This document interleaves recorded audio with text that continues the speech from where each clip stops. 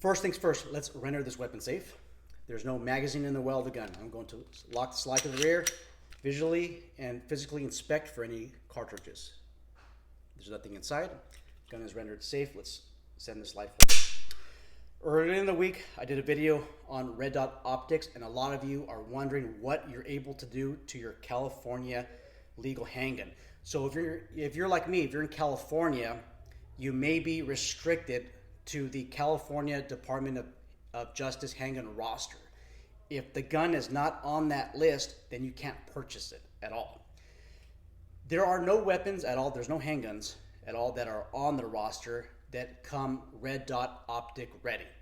What that means is you will have to send your slide off to a reputable manufacturer, a reputable vendor that is able to mill the slide. What that means is basically they're able to cut the slide and place some holes in there so that you can mount your red dot optic using just the optic itself or using an optic plate. There are very, very, very few reputable vendors. I want to say that there's almost none out there.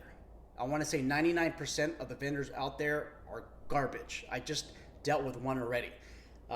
I sent my slide off to Jaeger Works, and this took me roughly 8 to 9 weeks to get back. They are, in my opinion, a reputable vendor. By the way, the information that I present in this video is not legal advice, it's not professional advice. This is just my personal opinion. That's it. There could be errors or omissions as well. If you want to put a flashlight on your handgun, that's fine. That's not against the law to put a flashlight. You can put a red dot optic. The only optic that I could think of that you cannot put on your handgun, if this even exists, is a night vision sniper scope. I'm not kidding, guys. A sniper scope. That's what it's called. You cannot put that on your handgun. So no sniper scopes on your handgun. You can cut the slide if you want to. Quite honestly, this gun here is a Glock 22 40 cal Generation 3. This gun looks better than shoots. This gun is just way too snappy for me. Again, this gun has more, I want to say, aesthetic pleasure more than functionality. Slide cuts again. This is just for looks. That's all it is. You can cut the slide if you want. Those of you who asked me about a conversion barrel, so this is a 40 cal. You can use a 9mm conversion barrel. That's not a problem at all. I don't think that you will run afoul with any law. All you're doing is just swapping out the barrel. What you cannot do is obliterate or modify the serial number. So on the Glock, on the bottom right here is a serial number. Now, if your gun, if the serial number is only located on the barrel, and that's rare, I don't know of any guns off the top of my head that have the serial number only on the barrel, then you cannot swap out the barrel. But fortunately for Glock, there's a serial number on the barrel and a serial number on the frame of the weapon. Again, this is not legal advice. This is just my personal opinion, and there could be errors or omissions. So in my opinion, you could swap out the barrel. There's no ATF regulation that I can think of. It's just the barrel swap. You could change the grips of the gun if you want. What you cannot do is extend the barrel in such a way that it becomes a short barrel rifle. You can't do that as well. There's something called a RONI, R-O-N-I, that the Glock store, I believe, sells. You have to be really careful on that because you could be essentially converting your Glock into a short barrel rifle.